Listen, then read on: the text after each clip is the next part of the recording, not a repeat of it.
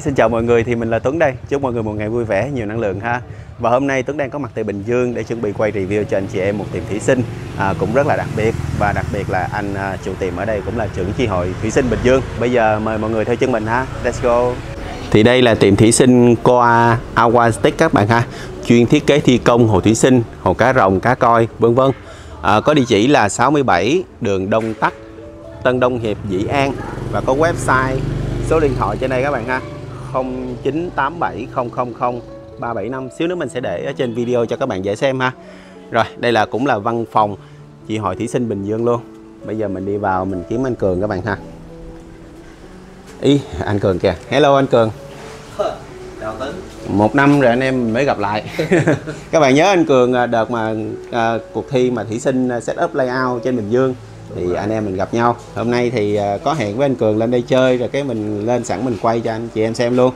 Bây giờ thì anh Cường gắn cái mic đi, anh em mình nói chuyện cho nó rõ ha. Okay.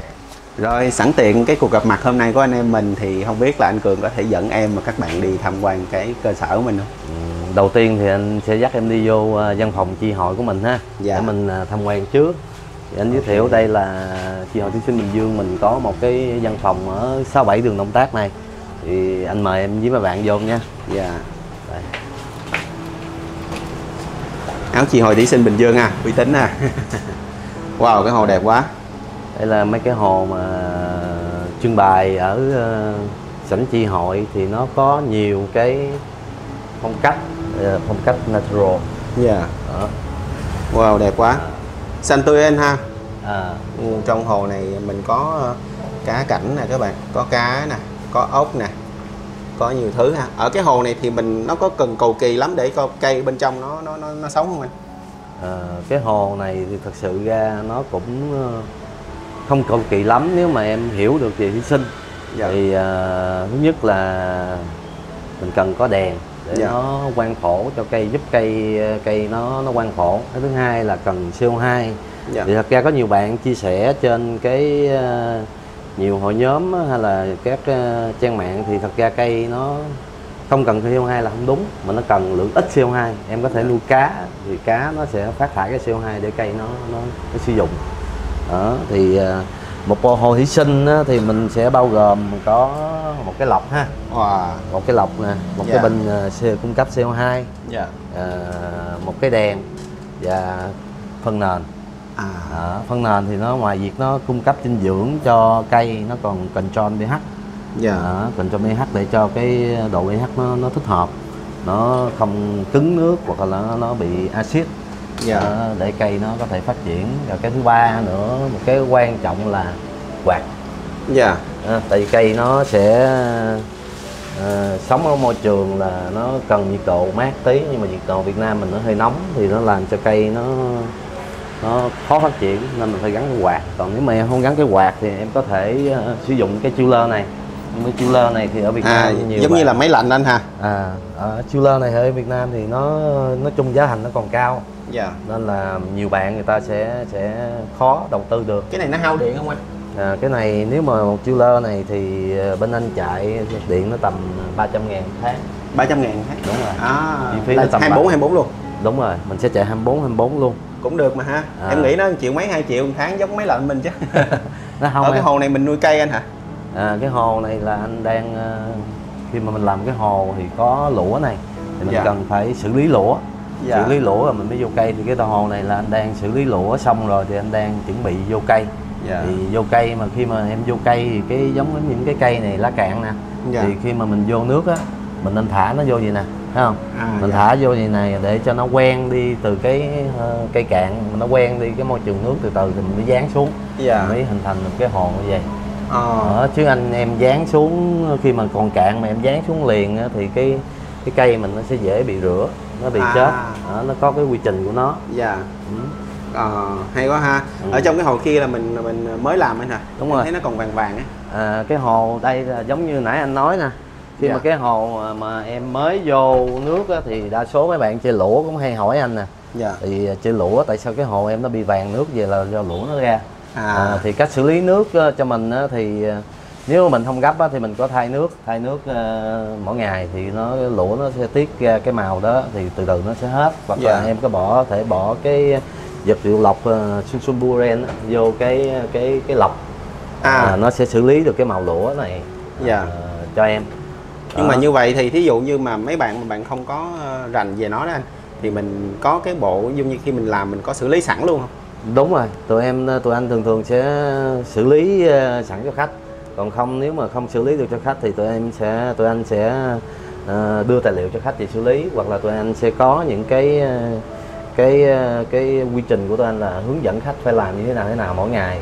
Ví dụ như em làm hồ mà em muốn mua hồ bên anh hay là bất cứ thứ gì á, thì anh sẽ cho em vào một cái nhóm Zalo mà để cho có bạn chuyên viên nó chăm sóc. Ví dụ như họ sẽ nhớ cái anh Tấn có mua cái hồ em ngày 9 thì ngày 10 anh Tấn, thì các bạn đó sẽ tự động nhắc em là anh Tấn ở ngày này ngày 10 là mình phải thay nước bao nhiêu %, mình chăm cái gì vô hồ mình. Đó là cái cách chăm sóc khách hàng bên vấn đề làm hồ mà đem về tự set bên anh.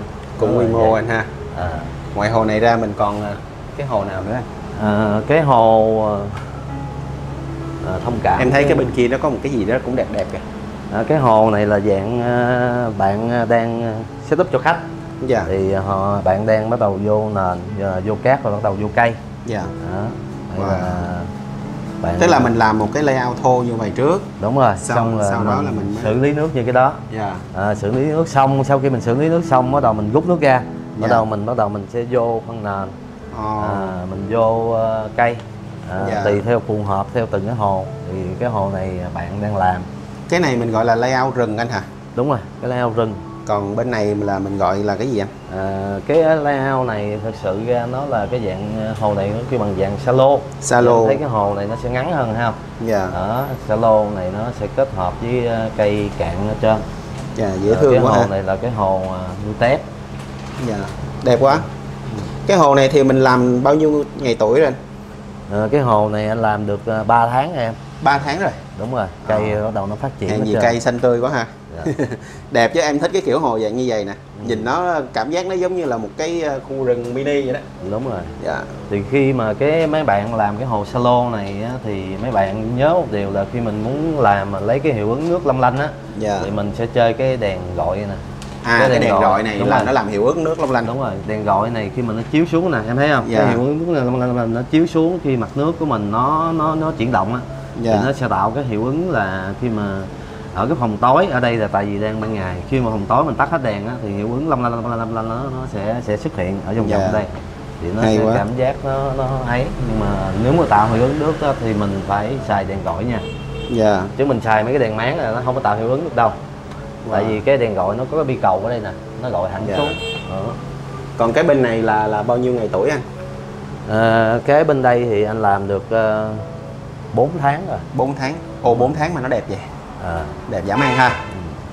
Thì em thấy ở trong đây có những cây lá đỏ không? Đó, cây lá đỏ này thì tụi em chú ý mà khi mình chơi cây lá đỏ mà muốn lên được lá đỏ này thì mình nên sử dụng cái đèn RGB á. Nó có cái RGB thì nó sẽ ra cái màu được cây lá đỏ này, với lại mình phải chăm thêm phân nước. Đẹp quá, cái hồ đẹp quá nè. Quá đẹp. Cái đèn RGB anh nói là cái đèn này nè các bạn, tức là ở trên cái bóng led đó, nó sẽ có tích hợp nhiều cái màu. Đúng rồi, nó có màu xanh lá, màu xanh dương, màu đỏ và cái màu xanh lá cây.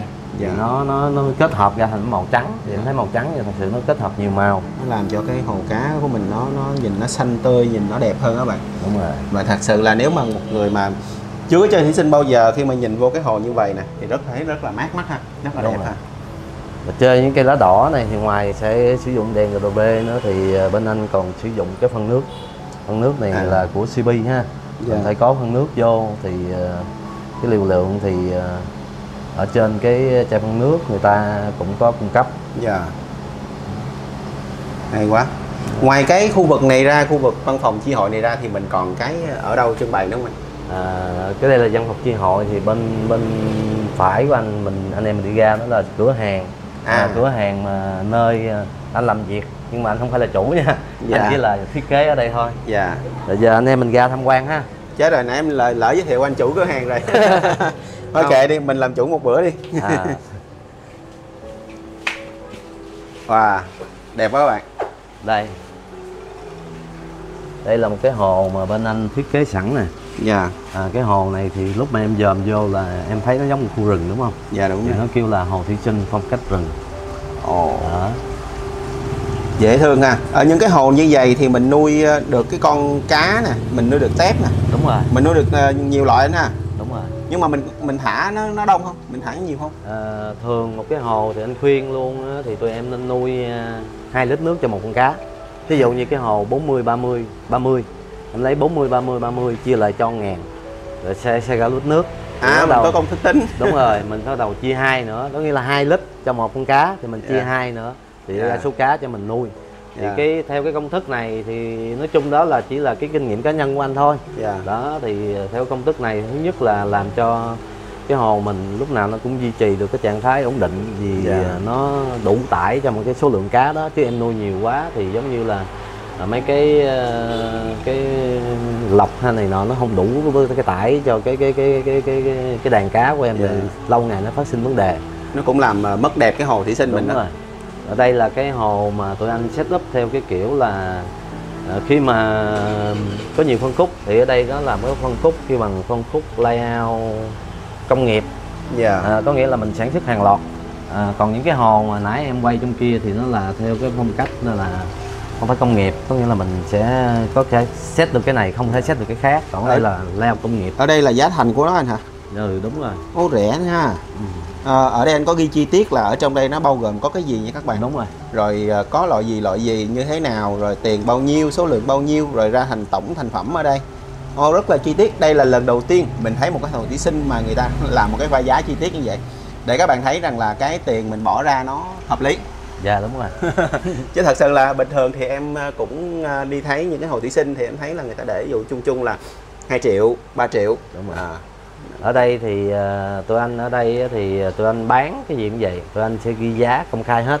Thì giống như ở đây em thấy là đá đen 20.000 một ký, đá da voi 30.000 một ký, đá cuội 12.000 một ký. Đó thì tụi anh sẽ công khai giá hết. Còn những cái hồ mà thấy không? Mấy cái này đẹp quá anh ha. Cái này là lụa ống. Cái này mấy bạn chơi Lego rất là thích nè. Em thấy giống này giống như cái hang không? Cái này nó cũng hay anh, tức là ví dụ như bây giờ mà bạn nào mà không có rành về setup đi thì để lên tên vô, xong rồi một cái góc này vô là ra kiểu rồi. Đúng rồi. Hay quá ha. Mà cái này là mình phải đi chọn lọc từng khúc vậy anh hả? Đúng rồi em. Thường cái này là anh hay lấy hàng của bạn Phi Thái á. Phi Thái hôm bữa em cũng có gặp trên hội thí sinh Bình Dương rồi đó. Thì nói chung lấy hàng của bạn Phi Thái thì bạn Phi Thái cũng hiểu về lũa, nên là anh cũng đỡ cái phần đó. Đẹp quá. Ở đây đá của anh đó nè. Đá của anh cũng đẹp như các bạn. Đá đen Gia Lai nè. Này là đá da vôi nè. Đá da vôi. Rồi còn đá cuội nữa. Đó, thì chuyên thủy sinh thì người ta sẽ có những cái sản phẩm mà nó đẹp quá, nó bắt mắt ha. Hay quá. Mỗi lần đi một cái địa điểm mới mình lại học được thêm nhiều cái mới. Giờ mình từ dưới giờ mình lên trên đi. Đúng rồi. Cái dạng hồ này cái này là mình mới set up anh nè. Đúng rồi, cái này là mình mới set up. Hồi nãy giờ anh giới thiệu cho em là phương thức lay chờ đúng không? Không rất gần. Thì đây là một phương pháp Iwaju. Iwaju của người Nhật người ta phát minh ra, nó gồm đá và những cái cây. Họ khi mình vô cái cây này nè, mình sẽ vô cây sát nền như vậy. Đó là phương cách Iwaju của Nhật. Đẹp quá ha. Đúng rồi. Rồi cái này xong rồi cái mình vô nước, mình có cắm gì thêm không anh? Có chứ. Khi mà giống như nãy em thấy cái hồ kia đang làm á, thì bắt đầu mình xử lý xong, bắt đầu mình vô cây, vô cây cái mình vô nước cho nó ấy. Nhưng mà cái hồ này thì tụi anh làm theo kiểu là ví dụ như em thấy nè, cái hồ này nó rẻ nhưng mà mình phải đảm bảo được là khách không cần CO2, không có đèn xịn mình vẫn chơi được. Thì em thấy ở đây nó toàn là những cái cây mình sẽ phối vô dễ chăm anh ha. Dễ chăm. Giống cây riêu nè, nó dễ chăm. Rau má hương nó cần cũng dễ, nên là mặc dù không có CO2 nhưng mà tụi em nuôi cá trong đó thì nó vô tình nó có cái lượng CO2 để cho nó cung cấp cho mấy cái loại này. Hay quá. Ở đây thì bên đây là anh cũng mới du nhập vô là cái dạng này là terrarium nè. Đúng rồi. Thì nó thích hợp cho những cái bạn mà văn phòng á, ví dụ như mình không có thời gian nhiều á, thì khi mà em không có đó đúng không, thì em thấy là mình đậy cái nắp lại nè, thì có thể là một tuần, mình nghĩ một tuần quay vô thì hồ mình vẫn sống được. Dạ. Rồi khi mà mình có ở văn phòng mình muốn ngắm nhiều á thì mình bắt đầu mình có cái này mình mở hé ra thấy không? Cái em bỏ chim nút này vô thì cái em thấy cái phun sương nó không bị động hơi nó nước. không bị nước đó là mình ngắm. Dạ. Đặc biệt là mấy cái này là mấy bạn có thể được nuôi được ít màu. Dạ. Đó, ít màu hả? Đúng rồi, ít màu mình bỏ vô đây nè. Cái này hấp dẫn nha. Mình bỏ vô đây thì cho nó thêm sinh động hơn. Ẩm như vậy là em nghĩ con Isobot cũng sống được anh hả? Đúng rồi em. Con Isobot ha, hoặc là con ít màu ha. Đúng rồi. Đẹp quá. Cái này dễ thương nè, cái này em thấy là nó hấp dẫn nè. Một cái bể như vậy giá thành nó khoảng bao nhiêu anh? Đây em, bên đây anh có ghi luôn nè, cái bể gì nó tầm 510.000. Ồ, rẻ các bạn. Ở đây anh có ghi chi tiết nè, cái gì giá tiền bao nhiêu, đúng rồi ra cái bể bao nhiêu. Đúng rồi.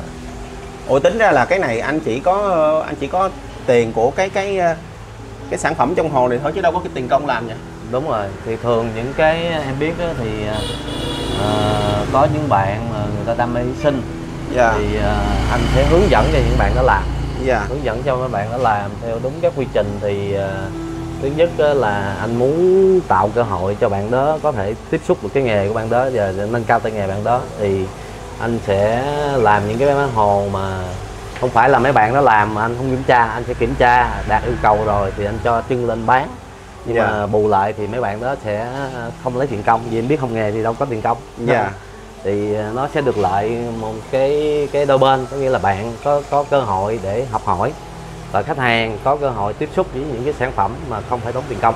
Đó là cái tại vì anh cũng biết thì anh làm bên cái chi hội thì anh muốn tạo điều kiện cho mấy bạn đó thì anh có những cái hướng giải quyết như vậy. Hay quá các bạn. Thì thật ra những cái hồ ở đây em thấy khi quay video lên thì hầu như không có hồ nào nó tính tiền công trong đó hết. Dạ đúng rồi. Thì cái hồ này nó cũng đẹp nè bạn. Cái thực tế nhất để mấy bạn nâng cao tay nghề là họ phải có cái sản phẩm thực tế để họ chăm. Dạ. Quả hồ này cũng đẹp nè. Quả hồ này mà thả ít 7 màu hoặc là một con beta ha. Đúng hoặc rồi. là cái beta mái cũng ok. Cái hồ này nuôi beta khá ok. Cái này là phong cách nature. Dạ. Phong cách tự nhiên. Mình thấy giống như một cái nhánh lũa mà nó góp cúc suối không? Trong rồi một thời gian cây cối nó mọc xung quanh. Cho em hỏi với những cái cây này nè, mình để được bao lâu anh? Những cây lũa này nè, nó có hư không? Nó có mục không? Thường những cây lũa của thủy sinh á, thì em thấy ý nè, ở đây nó không phải là nó kêu bằng lũa, nhưng mà thật sự là những cái này nè, thứ nhất á, là nó là những cái bộ rễ. Dạ. Bộ rễ của cây người ta khai thác lên thì nó về cái độ bền nó rất là cao. Còn không nữa là những cái lỗ ống như nãy em quay thì hầu như là nó ngâm dưới nước, nó mục hết rồi. Những cái phần thịt lũa nó sẽ mục hết rồi. Nó còn những cái phôi thô của nó thôi, nên là cái độ bền nó rất là cao. Dạ. Ở đây cũng là một cái layout như là bên kia anh ha. Đúng rồi. Layout rừng các bạn ha. Đúng rồi. Ở cái hồ này nè, lúc nãy thì mình đi vào mình nhìn thấy ở đây ảnh xài rêu thì mình nhìn thấy khá giống nhau các bạn ha. Nhưng mà theo kinh nghiệm của em hình như là nó không phải, tức là nó nhiều loại rêu khác nhau anh vậy. Đúng rồi. Đây là nó có hai loại rêu ha. Cái rêu đầu ở ngoài này nó kêu bằng rêu whipping. Rêu whipping thì em khi mà em chơi thí sinh thì em phải hiểu công dụng từng loại. Có nghĩa là em thấy cái lao này mình muốn cho nó rủ xuống thì mình phải hiểu là rêu whipping nó sẽ rủ xuống. Còn những cái khi mà em làm ở khu rừng thì em thường thấy ở trong rừng, ở dưới những cái gốc cây nó sẽ có những cái bụi cây nhỏ, thì mình cần một cái rêu mà để cho nó đứng lên để tạo hình thành những bụi cây nhỏ thì mình sẽ xài lem. Và lem nó đơn giản là nó chỉ đứng lên, nó không có rủ xuống như whipping. Cái gì nó ồn quá anh nhỉ? Cái này là cái tưới nè, tưới cây tự động bên anh. Em tưởng đâu ai cưa cắt cái gì. Đây là cái dàn mà anh để anh chứa cây. Khi mình nhập cây về thì mình bảo quản cây để khi mình bán cho mấy bạn. Thì tưới tự động về mình đỡ mất công tưới anh ha. Đúng rồi, anh xài bộ này là tưới tự động nhưng mà hồi lưu. Thì khi mà tưới xong mà nước nó sẽ gom về bộ lọc dưới nó xử lý, rồi nó quay bơm ngược lên để nó nuôi cái hồn cây. Hay là hồn cây là nó bơm ngược lên đây. Đúng rồi, đây là hồn cây nước. Thấy không? Thì nãy anh có nói em thấy không? Thì rồi anh trước cây nó cũng xài đèn RGB này. Bạn nãy chuối này cũng trending lắm nè. Đây là trang chuối. Ở đây anh cũng có để cái giá thành sản phẩm nằm trên đây các bạn ha, rất là dễ lựa chọn ha. Mấy cái này là dương sĩ nè. Đúng rồi em, cái này là dương sĩ Java. Cái này là dương sĩ Sừng Hung. Bây giờ em thấy giống như mấy cái hồ beta tụi em nè, thấy không? Em mua cái hồ nhưng mà em không có muốn setup phức tạp thì nó có, bây giờ mấy bạn nó có phát sinh ra cái hồ có giá thể nè, cái cây có giá thể, thì khi mà em mua cái này vô á, thì em thả xuống là vô tình cái hồ em nó có bụi cây luôn. Này là tép loạn màu nè các bạn, dễ thương nha. Khoan hồi nãy em chưa có quay tới ngoài đây nè, ở ngoài đây còn một cái hồ cũng khá là đẹp nè, khá là xinh đẹp nè. Em là em kết mấy cái model, mấy cái kiểu hồ kiểu này nè, nhìn nó rừng, nhìn nó sinh động á. Ủa mà mấy cái này là thiệt hết đấy anh hả? Đúng rồi, thiệt hết đó. Cái này là thiệt hay giả? Cái đó là cây thiệt đó em. Ồ, cái này là dây leo. Cái này thì em biết nó là thiệt nè, cái này là cây không khí đúng không anh? Dưới Nam Mỹ đúng không? Đúng rồi. Còn cái này là em mới thấy lần đầu tiên nè, đẹp quá ha. Nhìn như đồ giả. Mấy cái này thì đa số anh sử dụng cái cây thật không à. Nhưng mà em thấy không, cái giống như nãy anh nói em á, giống như ở đây nè, em thấy ánh sáng nó chiếu vô khúc này, đúng không? Thì cái cây này nó sẽ có màu xanh trắng, nhưng mà khi em để ý cái cây khúc này trên đây không, hầu như nó sẽ bị khuất sáng, nó xanh lè. Đó thì khi em chơi cái cây mà có màu á thì em phải chú ý tới ánh sáng của nó. Hay quá ha. Và ở cái hồ này các bạn, nó có một cái dòng nước chảy xuống giống như dòng thác vậy đó, nhìn rất là đẹp ha, sinh động ghê. Đây là mấy cây dương sĩ nè, mấy cái cây loại này là mấy bạn hay xài, là nó chỉ cần ít CO2. Còn ở đây là cái loại cây này xanh xanh đỏ đỏ này em thấy không? Đây là cái bằng cây cá cắm thì nó sẽ cần rất là nhiều CO2, và đèn nó phải ánh sáng đèn nó phải mạnh một tí. Thì em biết sao nó kêu bằng cây cá cắm không? Cây cá cắm này khi mà em cắm xuống nền á, thời gian xong rồi cái nó ra nhiều, cái mình phải cắt cái ngọn nó, mình cắm chỗ khác. Thế nên nó có cái tên là cây cá cắm. Cây cá cắm chung thì nó nhiều loại, giống như này là vải ốc xanh nè, này là phi cúc nè, vải ốc đỏ nè, với tâm lan nè, la hán xanh nè. Ở đây ảnh bán cây nhưng mà ảnh đầu tư hệ thống đèn cũng dữ lắm bạn nha. Hệ thống đèn là thủy sinh. Đúng rồi, dữ dội luôn. Đèn này thủy sinh của Magic. Magic Line. Ở đây là mấy cây, một số loại cây khác. Đây là trầu. Giống như tôi cho nó là họ trầu bà. Đây là rái lưỡi hổ nè. Đây là rái lá tròn. Còn cái này là rái Nana da băng. Đây là cây rau má hương.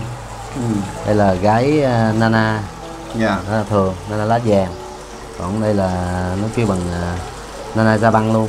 Đây là cái nhiều loại ghê ha. Rava, đúng rồi. Đây rất là nhiều loại. Đây là cây này kêu bằng Buship. Còn đây là Nana China. Đây kêu bằng Nana Trung Quốc. Anh nhớ hết tên luôn, khiếp thiệt. Cái đèn ở đây, cái đèn này nó giá trị nhiêu anh? Cái đèn này thì anh nhờ bên Magic Home họ thiết kế cho anh riêng á. Thì một cái đèn vậy nó rớt vô hàng 4 triệu mấy nha. 4 triệu mấy? Đúng rồi. Rồi tiền điện nữa. Rồi nhiều thứ khác, mà bán mấy cây này có lời không trời? Hên xui. Chắc đam mê quá à. Có khi bán xong vừa lấy xong được vốn 3 cây đèn thì em thấy hồ này 3 vàng đúng không? Thì 3 cây đèn bán xong 3 cây đèn thì nó hư luôn. Ủa cái cây này là mình kêu bằng cây gì anh? Cái này nó kêu bằng cây mị nương em. Mị nương hả? Đúng rồi. Cái loại này em thấy bình thường em cũng có chơi cái này một lần. Em thấy là đợt em mua về xong cái em để cắm vô hồ á, thì cái cây từ từ nó khô đi mất, không chết. Cái mà cây mà dưới nước thì nó sống. Đúng rồi. Cái cây mị nương này thật ra nó khi mình mua về á thì nó còn phải cái vấn đề là nó khai thác tự nhiên, mà mình phải thuần nó. Thuần nó thì cũng em biết là cái quan trọng nhất là cây nó cần ánh sáng đó. Nhiều khi nhiều bạn chơi thủy sinh hay là chơi cái ấy thì ta không hiểu được cái ánh sáng, nên là người ta nghĩ cái đèn gắn vô cái là cái có ánh sáng là cái cây nó hấp thụ được, nhưng mà không phải. Có nhiều đèn thì cây hấp thụ được, nhiều đèn cây không. Nhất là những cái đèn cá mà em xài á, thì cây mị nương em thấy này nó bị màu xanh không? Đó là giống như cái mị nương mà khi em thấy trên mạng nó có màu đỏ. Thì khi mà ngoài tự nhiên nó có ánh sáng đầy đủ thì nó sẽ có màu đỏ. Khi mà mình về đây nó bị thiếu sáng nó sẽ lên màu xanh rồi. Thấy không? Còn thiếu nặng nữa thì nó chết luôn. Giống như là em nghĩ là nó thiếu ánh sáng hoặc dưỡng chất nên nó hư. Đúng rồi. Nhưng mà để nó dưới nước thì nó lại không hư. Đúng rồi. Đó, cái cây mị nương này á, khi mà em thuần, khi mà tụi em đi mua cây mị nương á thì em có cách chỉ tụi em nè, thấy không? em đi mua mì nương thì em coi cái mấy cây này nó sẽ có bộ rễ nè, mới nè, thấy không? Dạ. Em thấy bộ rễ mới nè, thì nghĩa là cái cửa hàng đó người ta đã thuần cái cây đó cho em rồi. Dạ. Đó thì khi mà em mua về thì nó độ hao hụt của nó sẽ ít hơn. Dạ. Còn những cái cây mà họ mới khai thác về thì nó giống như chưa thuần, giống như không phải lúc nào giống như hàng khai thác tự nhiên, nó có một cái nhược điểm là không phải lúc nào em nhập 10 cây về nó sống đủ 10 cây á. Dạ. Mà trong quá trình thuần đó có thể nó hao hụt. Mà trong ví dụ như đợt trước em mua nó đúng cái cây mà nó không thích hợp, nó không thể thuần, chưa thuần rồi xong mình về thuần không đúng cách nó lại chết. Ở đây anh có để mấy cái tranh ảnh mà anh tham gia những cái kỳ mà triển lãm, hoặc là những cái kỳ mà giống như là ra mắt sản phẩm của bên mình gọi là cái gì vậy? Chi hội em. Ở đây là cái ảnh này là tụi anh tham gia cái diễn đàn quốc gia phát triển kinh tế số ở tỉnh Bình Dương. Thì cái đợt đó là có cái chú phó thủ tướng về thì tại vì em thấy cái hồ thủy sinh này nó tại sao nó dính với diễn đàn kinh tế số, vì trong hồ thủy sinh mình mấy chú ship vô mình có sử dụng cái công nghệ đó là công nghệ đèn này. Đó. Này là anh em đi hôm đó chụp hình với nhau anh ha. Đúng rồi em. Cũng vui anh ha. Ở đây thì có một cái nhân vật mà một số bạn chơi beta lâu năm sẽ biết, đó là anh Huy Nguyễn nè, là một trong những cái gọi là cây đa cây đề đầu tiên của beta đó. Dạ. Trước cái thời điểm đó là em cũng bắt đầu mới chơi beta thì em mới biết ảnh. Huy Nguyễn thì thật ra anh rất là quý Huy Nguyễn. Hồi xưa anh làm phong trào thì anh chưa có làm phong trào mà dính tới, anh chỉ làm phong trào kiểu cá nhân thôi. Thì anh biết Huy Nguyễn rất là lâu, thì lúc đó là anh muốn là mời Huy Nguyễn, nhưng mà thật sự là anh rất là bất ngờ, tại vì xưa giờ anh biết với nhau nhưng mà anh em không qua lại. Thì đợt đó anh mới điện thoại Huy Nguyễn là Huy ơi, tôi muốn tổ chức một cái buổi offline, mời Huy tham gia để mà vấn đề về truyền đạt kinh nghiệm về vấn đề setup layout. Thì anh rất là bất ngờ là Huy đồng ý liền. Cái thứ hai bất ngờ nữa là khi mà anh em gặp nhau làm việc với nhau rồi mới biết là hai thằng cùng quê luôn. Thì bởi vậy đông hương đúng rồi, thì anh mới ghẹo Huy hoài là hai anh em Bến Tre đi làm phong trào ở Bình Dương. Ở đây là những cái sản phẩm phụ kiện mình bán anh ha, trưng bày bán ha. Ở đây mình cũng nhiều thứ đó bạn, mình sẽ sơ lược qua thôi ha, như là lọc nè, rồi bơm nè, đèn nè.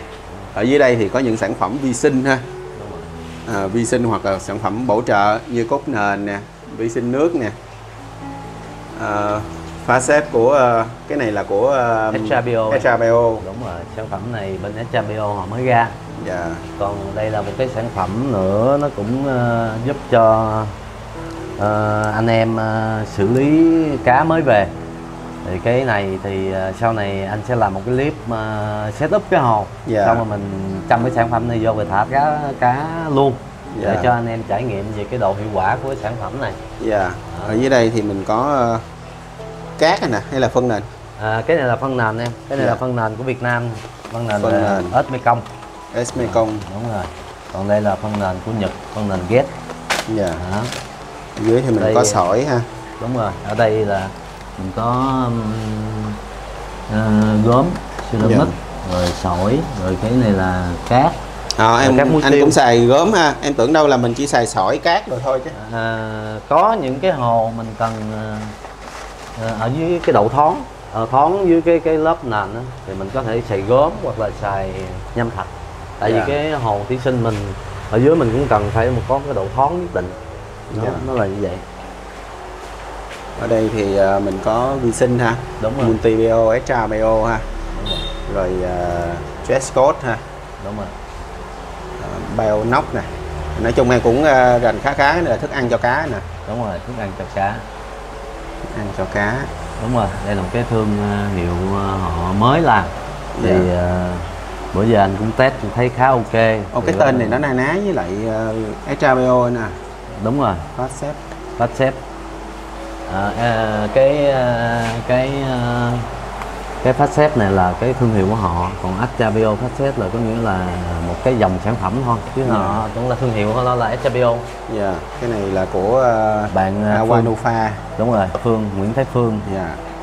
Ở trong đây có cái sản phẩm mà cái gì bio á, nó rất là trị bệnh cá nóng rất là ok nha. Đúng rồi, cái này Antibio. Antibio đúng rồi. Đúng cái rồi. này nè. Cái này là cái sản phẩm kêu bằng best seller của bạn Phương. Nó là làm nên tên tuổi của Nufa luôn á. Đúng rồi. Ở dưới đây thì có những sản phẩm phụ kiện các bạn ha. Đây là những cái sản phẩm mà để cho em làm một cái hồ Therium, và đây là những cái đồ chơi cho cái hồ tép. Dạ. Ở dưới mình có sỏi lớn ha. Đúng rồi. Mình đi sơ lược ha, sỏi lớn rồi sứ ha, cát rồi vân vân. Ở trong khu vực này là khu vực hấp dẫn thôi nè các bạn. Đây là khu vực cá cảnh nè. Đây là khu vực cá cảnh. Đó, thì có thủy sinh thì chắc chắn phải có cá. Cái dòng này là con cá neon kim cương. Neon kim cương. Đúng rồi. Em thấy nó khác ở neon vua ở chỗ là trên đầu nó có một cái chớm sáng lên thấy không? Dạ. Nhưng mà đốm kim cương nó kêu bằng neon kim cương. Ở đây nó kêu bằng cá này là cá giết anh đào siêu đỏ. Ở đây cá của anh bên anh cũng vậy nè, em thấy anh cũng để giá công khai. Dạ, cũng có giá thành trên đây ha, phù hợp thì mình mua thôi các bạn. Đúng rồi. Vì cũng dễ, nhiều khi hỏi ngại anh. Đúng rồi, thì bên anh nó được cái ví dụ như mình vô mình tham quan xong rồi mình thấy giá thành nào hợp lý thì mình mua. Em dễ. Thì nhiều khi ở chỗ em cũng có viết giá, em viết chứ em không dán, là tại vì con beta mình bán ra vô mà. Đúng rồi. Mà nhiều khi mình bán hết cái lô hồ kiến đó xong mình không kịp viết, nhiều khi khách vô em thấy cũng ngại tại vì khách cứ hỏi giá con này nhiêu con kia nhiêu sao này kia nọ, mình cứ trả lời hoài thì mình cũng sẽ mệt chứ. Đúng rồi. Khách thì họ cũng ngại hỏi. Đúng rồi. Với lại có giá nó hợp túi tiền người ta mua. Đúng rồi. Dạ. Đó, tại vì nãy anh có giới thiệu em thì thật ra chị chủ ở đây chị ít tới cửa hàng lắm nên là chị xài hàng không, việc giá hết. Nhân viên tụi anh thì cứ thế mà làm thôi. Này là neon đen các bạn ha. Đúng rồi, neon đen. Neon đen rất là bự ha. Ở bên đây mình có Nana. Dễ thương. Vì chứ mà nuôi cá mà nó lùm xùm là thấy nó đẹp à. Ở bên này cái con này thì quen thuộc nè. Con này là con cá trăm mồi. Trăm mồi. Đúng rồi, mình để dành chơi cho mấy hồ mini bé bé. Dạ.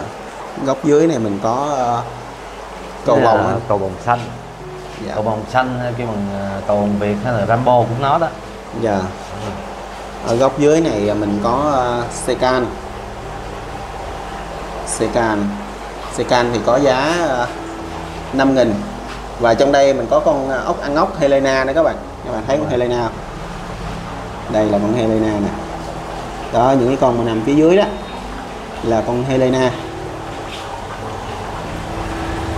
Phía bên này thì mình có Phượng Hoàng Lam. Phượng Hoàng Lam ha. Cũng nhiều loại cá lắm các bạn.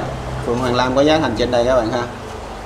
Anh cũng khá loại cá. Nói chung là ngoài hồ thủy sinh ra thì cũng có nhiều loại cá để mình, mà đa phần là cá nhỏ để mình thả hồ thủy sinh các bạn. Ở đây có cái con chuột albino các bạn. Đúng rồi, chuột albino. Đó, chuột albino. Rồi neon hoàng đế tím. Neon hoàng đế. Đúng rồi. Để mình ra xíu cho bạn thấy, sát quá cái nó bơi vào trong không thấy. Dễ thương ha. Bên này thì có cá thủy sinh sóc đầu đỏ. Cái con này là quốc dân luôn á, đi đâu em không thấy.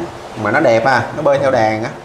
Hầu như là thủy sinh á thì họ sẽ trưng bày bán những cái loại cá bơi theo đàn, tại vì hồ thủy sinh nó mô phỏng lại môi trường bên ngoài á. Em thấy mấy con cá thủy sinh này nó có một đặc điểm là nó dài.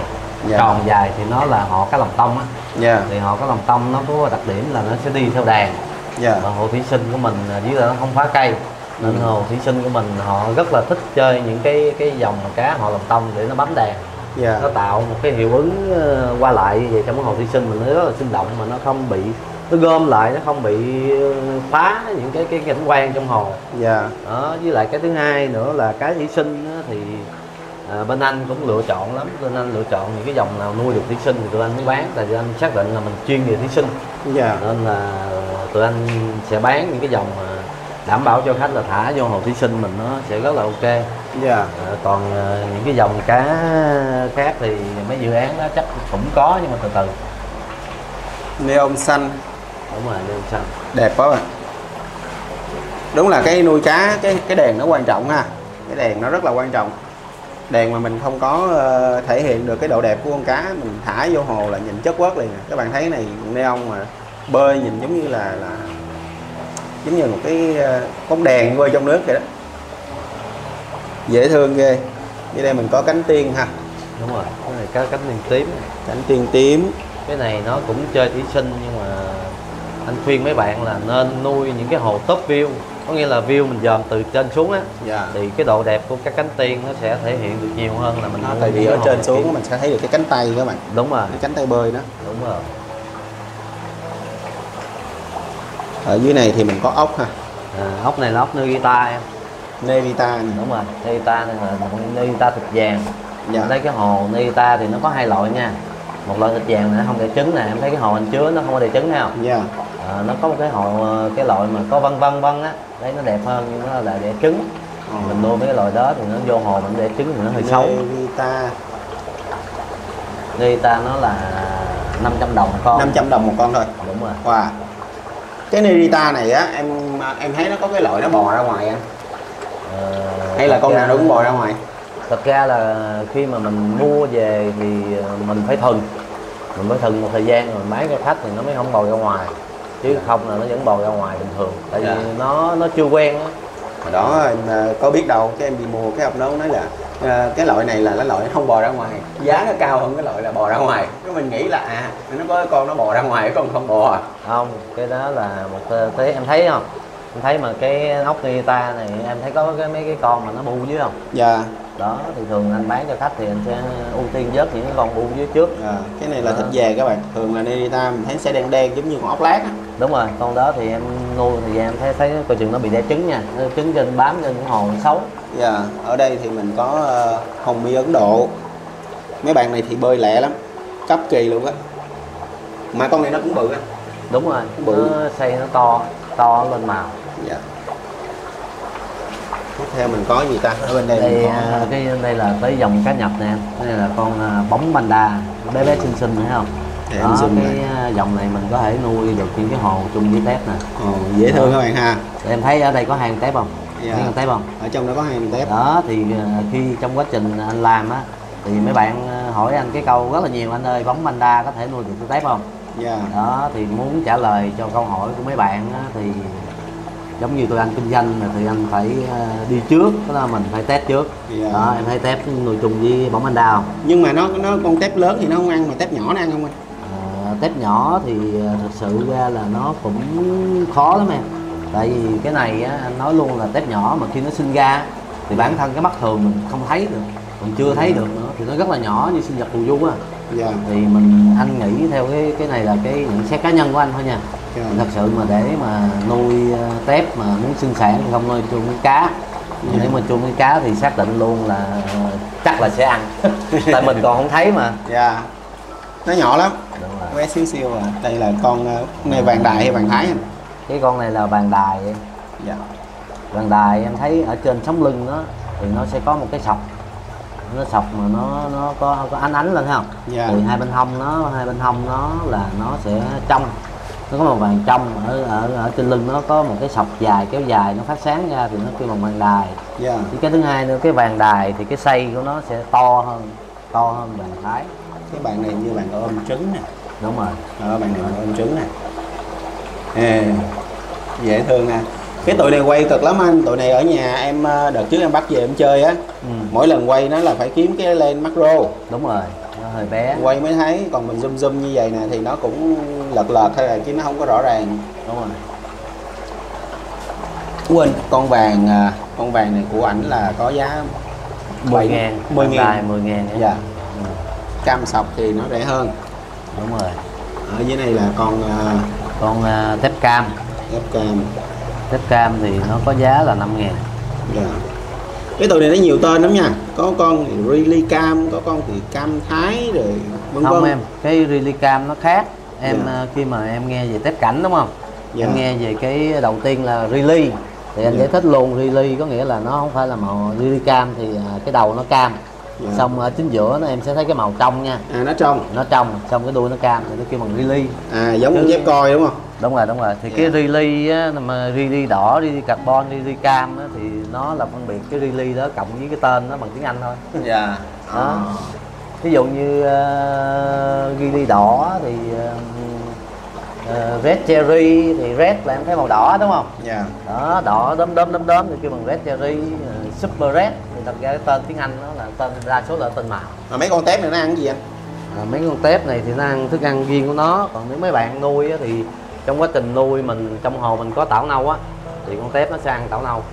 Nó ăn tảo nâu thì hoặc là nó ăn mấy cái tảo hại trên hồ á. Nhiều bạn nuôi ít quá thì anh khuyên là cũng cần mua thức ăn đâu, về nó ăn tảo nâu trong hồ là được rồi. Nó có ăn cám cá mà người ta?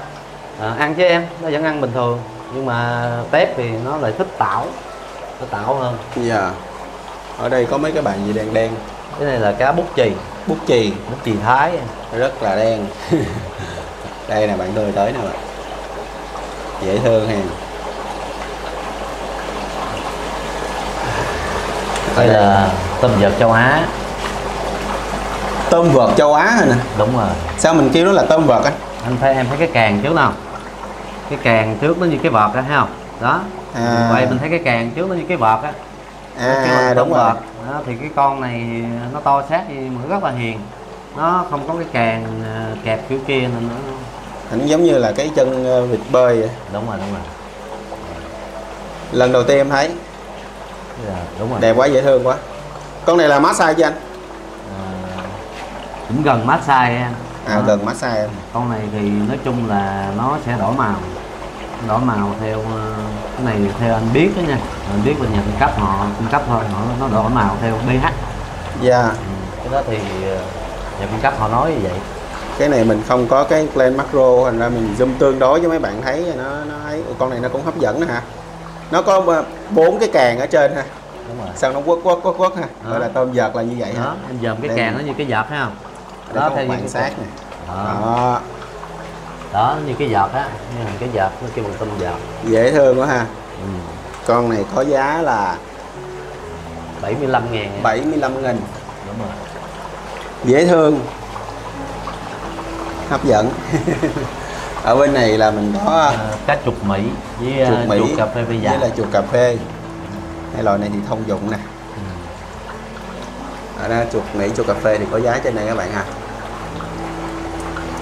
Cái con chuột Mỹ á, là cái con này nè, cái con có sọc nè. Đó. Còn con chuột cà phê là con này nè. Đó. Chuột cà phê thì màu như cà phê, còn con chuột Mỹ nó có sọc. Phía dưới này là tép loạn màu các bạn ha. Đúng rồi. Cái này là sản phẩm chủ lực của anh, bên anh bán nhiều nhất, doanh số cao nhất. Dạ. Mà nó lại là cũng là rẻ tiền nhất luôn. Đúng rồi. Thì cái con lông màu này em thấy ngoài đặc điểm nó có nhiều màu phải không?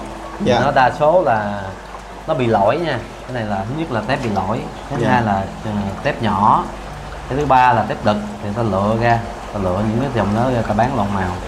Chứ nó không phải là một cái loại tép mà đẻ ra nó nhiều màu anh ạ. Không em, nó thật ra là nó là hàng lỗi của những cái loại khác. Dạ. Giống như ví dụ như anh nói em thấy con này là con vàng sọc đài thấy không? Dạ. Nhưng mà nó không đạt chuẩn thì người ta sẽ dạt ra. Người ta bán lông màu. Giống như con này là con SGC nè, nhưng mà thứ nhất là tép trong, rồi thứ hai là cái con này là nó không đủ size. Dạ. Cái thứ ba nữa màu nó không đạt thì người ta sẽ dạt ra. Em cứ tưởng là tép loạn màu là cái con mà bị giống như là bị lai tạp với nó nhiều màu á, nó bị lem cái người ta bán tép loạn màu. Rồi nó đó là nó không có đạt yêu cầu thấy không? Dạ. Thấy cái màu con này con cam nè, nhưng mà nó đâu đạt yêu cầu đâu. Dạ, nó không cam đúng không? Đúng rồi, nó không cam, nó lớp. Ra là làm tép thì nó có cái là xấu đẹp nữa, em tưởng đẻ là trăm con như một. Đâu có. Nhưng mà cái con lọn màu này em biết trong nãy anh có nói là tép nó thích ăn tảo đúng không? Nên là nhiều anh em nó giá nó rẻ, nhiều anh em sẽ mua về, thứ nhất là nó đa dạng phong phú về cái sinh nó cũng đẹp nữa. Cái thứ hai là nó thể vệ sinh hồ thí sinh mình, nó ăn tảo. Đó, nó là vậy. Ở bên đây là cái con mà mình biết nè, con này là con Long Phinh. Đúng rồi. Con này là cũng một thời gian cũng khá là nổi tiếng nha. Bây giờ nó cũng vẫn còn hot nữa. Long Phinh. Cái con này nè, em thấy người ta quay á, có cái loại mà nó cái râu nó dài á. Cái râu nó dài thì cái con này là em thấy size nhỏ đúng không? Khi mà nó lên cái size sinh sản á, size cỡ 9-10 á thì con trống á, bắt đầu nó mọc râu ra. nó mọc gâu sờm sàm ra. Rồi con mái thì nó ít gâu hơn, nó chỉ có 2 cái gâu mép thôi, thì lúc đó nó mới phân biệt được trống mái. Nên nhiều bạn cũng hỏi anh là anh ơi lấy cho anh một cặp lông phiên, thì anh cũng nói luôn là lông phiên này là chưa phân biệt được trống mái. Còn khi mà phân biệt trống mái người ta sẽ bán em giá khác. Lông phiên thì nó tính theo size. Thì cái xe nhỏ này bên Thủy Sinh tụi anh chơi thì anh thích, thì nó vệ sinh khá là tốt. Cỡ này là nó cũng chưa có phân biệt được anh ha. Đúng rồi, nó bự nữa. Đúng rồi. Cái này thì nếu mà muốn phân biệt được thì có những bạn nó thuộc dòng Leico, mà có những bạn chơi chuyên sâu về Leico anh nghĩ là họ sẽ biết. Còn tụi anh nuôi cái này chủ yếu là cá mà nó vệ sinh nên tụi anh cũng chưa tìm hiểu nó nhiều loại. Ở dưới này thì mình có tép đỏ ha, SRC các bạn ha. Cái này là SRC. SRC á, cái trong con tép đỏ này nè là nó cũng nhiều cái loại tép đỏ. Đúng rồi. Cái con SRC á, thì cái mình nó đỏ, cái chân nó trắng thì nó kêu bằng SRC. Là Super Red á.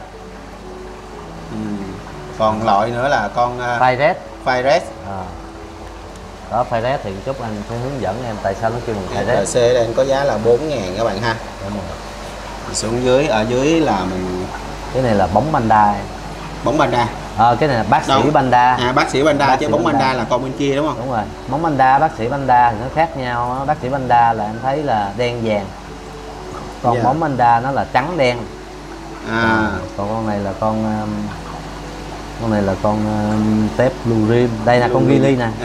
Con red Riley nè. Đúng rồi, em nhớ Riley không? Nó kêu Riley đỏ thì nó vậy nè, cái đầu nó đỏ, cái mình nó trong, chứ nó đỏ, nó kêu bằng Riley. Riley là thường nó là vậy, nó sẽ không có khúc trong chính giữa. Em hỏi cái thí dụ như mình để tép mà nhiều màu như vậy vô trong một cái hồ, khi nó đẻ con ra là nó cũng bị nhiễm đúng không? Nó mít. Đúng rồi, nó mít. Thật ra thì tép màu cho dù em có bỏ một màu đi nữa đi thì khi mà nó đẻ ra nó cũng không thường gen được. Nó sẽ ra, ví dụ như em đừng có nghĩ là em nuôi 2 con SRC nó sẽ đẻ ra SRC, không có đâu, nó sẽ bị nhiễm gen. Hay nha. Đúng rồi. Mình đã đi hết một cái khu vực mà để anh trưng bày cá đây các bạn. Ở trong đây mình còn một cái hồ nữa nên mình dừng lại chút xíu. Ở đây mình thấy có cái này đẹp nè. Cái này cũng là cái quầy để anh ở đây anh ngồi tính tiền. Cái đây là cái hồ bán cạn. Đẹp anh ha. Đúng rồi. Cái hồ này thì thật ra là toàn bộ cái này là thiệt hết rồi nè. Nó thiệt hết em. Nhưng mà cái hồ này là nó đang trong giai đoạn. Thì thật ra mình chơi cái này á, em thấy ở đây thì một thời gian nó sẽ giống như ở đây là reel nó bị xuống cấp á, tại vì đa số cái này nhân tạo mà. Thì không phải mình set một cái hồ là mình chơi được hoài, nó có tuổi đời, nó có 3-4 năm. Thì em thấy giống như cái hồ này anh đang chuẩn bị làm lại nè, mặc dù nó vẫn đẹp. Nhưng mà em thấy reel riết đồ nó xuống cấp hết rồi, nó đang bị hư đúng không? Đúng rồi, nó bị hư cái mảng này nhưng mà mảng kia nó vẫn còn.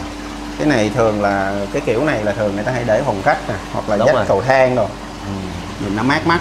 Cái này thường thì anh cũng hay khuyên khách lắm, ví dụ như cái hệ bán cạn này nè, mà mình trưng bày ở những cái lan can ngoài trời nó tốt, tại vì em thấy ở đây nó có hệ thống phun sương này thấy không? Thì phun sương nếu trong nhà thì mình nên làm cái cửa nó kín lại, còn cái hộ cái ống phun sương kỹ hở này thì mình nên làm ngoài sân ngoài trời, và nó sẽ phun sương xuống, nó dơ cái nhà mình, nó ướt cái nhà tí. Cây cối là nó cũng còn đẹp ghê. Đúng rồi, cây là cây may mắn. Đẹp quá. Cây tên dễ thương cây may mắn Cây may mắn. Rồi, ở đây em thấy cái tấm áp phích này không? Đây thì nói chung là anh cũng vui khi mà ở đây là cái bên ADA họ gửi qua cho những cái support, cái shop support của cái giải IA BRC sắp tới. Thì BRC thì anh cũng giới thiệu với em sơ, đó là cuộc thi tổ chức hàng năm do công ty ADA. Họ tổ chức của Nhật Bản á. Thì cái giải này là nó truyền thống lâu đời rồi. Nó là hầu như nó được ví như là một cái cuộc thi Olympic thể thao á. Thì nó tập trung những cái nghệ nhân nổi tiếng khắp toàn thế giới về thủy sinh. Thì họ tổ chức cái cuộc thi này, theo anh biết thì tuổi đời anh thì cũng 10 mấy năm rồi phải không ta? Nhưng mà theo anh biết là lúc anh mới chơi là nó đã có trước anh rồi. Thì rất may là ở Bình Dương anh cũng rất là vui. Ở Bình Dương thì shop của anh là shop đầu tiên được cái ADA họ chọn là shop support. thì anh mời em tham quan ha. Thì cái này là cái dự án sắp tới anh làm. Đây là cái phòng terrarium. Terrarium thì hồi nãy anh có trưng bày một cái hồ ngoài đó, mấy cái hồ ngoài đó, thì anh muốn làm cái phòng này để cho mấy bạn có cái trải nghiệm về terrarium. Thì họ sẽ mua cây bên anh và họ vô cái phòng này. Họ sẽ ngồi, họ set up. Thì anh cũng đang trang trí lại thì khung cảnh để cho họ check in đồ, họ cảm thấy thoải mái nhất. Tình rồi ha. Đây là những cái lồng terrarium này các bạn. Đúng rồi. Ô, cái này nó không có bản lề mà nãy anh mở ra nó không rớt hả? Không em, cái này là họ dán ở đây để cho dễ đi. Cái đó nó phải màu mọ ở đây. Em thấy đâu có bản lề hay gì đâu phải không? Thôi, ở đây lâu nó có rớt không anh? Không em, cái này mấy bạn làm terrarium thì họ làm rồi họ trải nghiệm, họ nghiên cứu rồi giữ ra được chứ liều chứ không có bản lề gì hết. Thấy mở cọc kiếm không thấy bản lề đâu hết. Còn đây là cái hồ terrarium mà nếu mà trưng bày hoàn chỉnh thì nó có cái đèn trên đây, có đế gỗ ở đây, rồi mình set up một cái hồ terrarium, mình bỏ bàn. Hấp dẫn ha. Thì cái dự án kế tiếp của anh thì em thấy hồ này anh cũng gắn sẵn máy lạnh rồi. Thì mấy bạn nó vô đây, nếu mà hoàn thành xong thì anh nghĩ là bỏ bộ bàn ghế đây cho mấy bạn trải nghiệm. Mình mua hàng xong mình trải nghiệm xong rồi mình bưng về. Mà cái này thì theo anh đó nha, thì anh không thích không gian lớn. Tại vì khi mà em yếu tố sáng tạo thì em nên có một sự im lặng nhất định. Nên là cái phòng này em set up nó cũng nhỏ, là không có yếu tố kinh doanh nhiều, nhưng mà anh muốn một cái bạn đó vô phòng đây ngồi set up cho nó hoàn chỉnh xong nó ra, nên là nó hơi nhỏ tí. Chung là nhìn cũng ấm cúng anh, nhìn cũng ok. Có điểm check in đẹp ha. Có điểm chụp hình Tết ha. Mà đẹp vậy mà không ai chụp. Đây là cái kế tiếp là cái phòng ha. Cái phòng này là thật sự ra là cái phòng mà anh rất là thích. Thì em biết sao không, cái phòng này là 100% sản phẩm trưng bày ở đây là của các bạn trong chi hội thí sinh Bình Dương. Đó. Tức là sản phẩm của đúng chi rồi, hội anh. chỉ sản phẩm của chi hội anh cố gắng để cho giúp đỡ mấy bạn để mấy bạn hoàn thiện nhất có thể. Thì ở đây anh giới thiệu. Đó, đây là cái đèn nano. Cái đèn nano LED này thì của bạn Nguyễn Phi Khanh của Magic, đèn Magic. Thì bạn sản phẩm này của Việt Nam, nhưng mà cái bạn này thì thực sự với anh thì bạn rất là tâm huyết khi mà bạn viết một cái app riêng của bạn. Họ nghiên cứu, họ viết một cái app riêng của họ, rồi họ phát triển. Tuy là cái em thấy thì cái hộp của họ thì chưa được đẹp như mấy cái hộp khác ha. Thì nhưng mà đây là cái đời đầu của họ. Hộp đời đầu thì sau khi mà được anh góp ý thì họ cũng có tiến bộ ha, họ đổ cái hộp khác, cái hộp xịn hơn ha. Rồi cái thứ hai nữa là họ viết được một cái app riêng của họ, đó là của Hoàng Khanh. Còn cái đây sản phẩm này là của bạn Bình nha, Bình CP. Bình CP thật ra là anh rất thích cái tem của bạn Bình này. Bạn mới cuộc thi vừa rồi, mới đây 2 ngày là bạn lọt vô top 28 của giải G-Rock. Đây là bạn sản xuất phân nước. Bạn sản xuất cốt nền thì em thấy họ đóng gói không, thành phần đóng gói, lưu ý cách sử dụng, bảo quản này nọ, họ đóng rất là chỉnh chu. Đẹp anh ha. Đúng rồi. Quan trọng là sản phẩm của người Việt Nam tạo ra. Nhưng mà giá thành thì cạnh tranh không anh?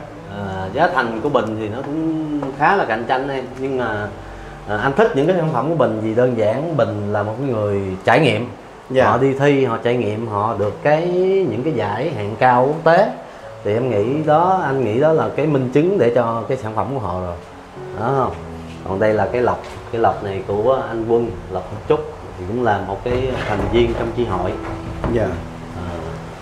Còn ở đây là cái tấm nền đèn thì nãy em có quay cái hộ anh, em thấy làm sao nó dạ lên ánh sáng sáng không?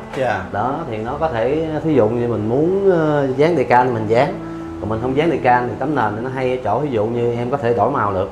Sáng em thí dụ như có những cái hồ em làm cái cánh rừng đi, rừng sáng thì em có thể chỉnh qua màu xanh nhạt. Khi mà ánh bình minh hay màu vàng ánh bình minh á, trưa thì mình chuyển qua cái màu xanh trong, rồi chiều mình sẽ chuyển qua cái màu hoàng hôn xanh đỏ trắng đó. Đó là cái tấm nền này nó cũng một phần nào giúp cho cái hồ mình nó sinh động hơn, nó đẹp hơn. Đúng rồi. Thì Ban Tùng, hồ này của Ban Tùng, cái sản phẩm này của Tùng từ Red Trend đây đó, có cái bảng giá luôn đó. Thì cái đặc biệt của anh là em thấy lúc nào tụi anh bán hay là trưng bày bất cứ thứ gì, bán là phải có trưng bày, và cái thứ hai nữa bán là phải có giá công khai. Đó, nó là như vậy. Còn ở đây là mấy cái hồ này là của bạn An Vũ. Bạn An Vũ thì hồ Trương Tủ này anh Hợp cũng ban của An Vũ, thì bạn cũng là một thành viên chi hội, nhưng mà đang hướng tới thôi, chứ thật ra là bạn chưa có nhập vô chi hội. Thì đây là tất cả các cái sản phẩm em thấy không, đây là cái bộ layout, cái lò layout nữa kêu bằng nhất trụ. Đẹp quá. Đó, em nhất trụ thì thường em thấy giống như một cái trụ á, nó có một cây trụ một, thì nhất trụ thì mình làm thế nào nó giống tự nhiên. Cái này là ghép lại anh hả? Đúng rồi, ghép lại. Mình ghép em, mình ghép từ những cái lụa, cái gỗ mình cắt ra mình ghép lại nó thành một cái hình. Đây là một cái bộ môn sáng tạo các bạn ha. Đúng rồi, đẹp quá. Dễ thương. Còn ở đây là phân nền của ADA đây. Của ADA. Của ADA thì thực ra nhiều bạn bảo là phân nền của ADA nó giá thì nó cao, thì em biết nó sản xuất ở Nhật mà nó nhập về thì dĩ nhiên giá nó cao, nhưng mà chất lượng của người Nhật thì anh nghĩ là không cần phải giới thiệu nhiều rồi. Thì người Nhật họ làm lúc nào sản phẩm của họ chất lượng cũng là hàng đầu mà.